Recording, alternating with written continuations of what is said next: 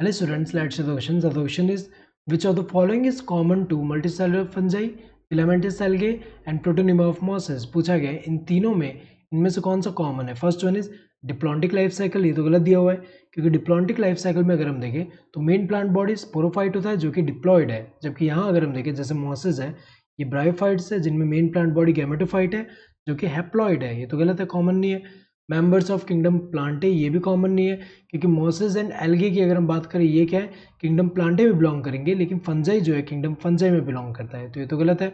Mode of nutrition भी अगर हम देखें कॉमन नहीं है क्योंकि ये जो मॉसेस एंड एल्गे की अगर हम बात करें ये ऑटोट्रॉफिक होंगे, फोटोसिंथेसिस कर पा रहे हैं, लेकिन फंजाई जो है ये हेटेरोट्रॉफ होता है. तो अगर हम देखें यहाँ पे तो ये तीनों तो नहीं है.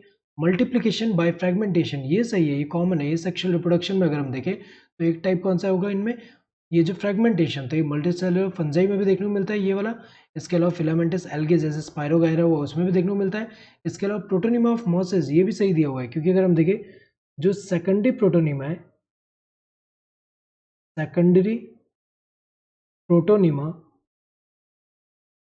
सेकेंडरी प्रोटोनिमा ये होता क्या है, ये अगर हम देखें तो जो लीफी स्टेज है, लीफी स्टेज है जो मॉसेस का, लीफी स्टेज ऑफ मॉस, इसमें जो लीफी स्टेज है इसमें लेटरल बर्ड्स डेवलप होते हैं.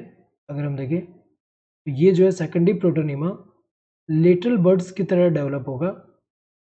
ये सेकेंडरी प्रोटोनिमा जो है लेटरल बर्ड्स की तरह डेवलप होगा और इनमें जब फ्रेगमेंटेशन होगा तो ईच फ्रेगमेंट से न्यू इंडिविजुअल बन रहे हैं.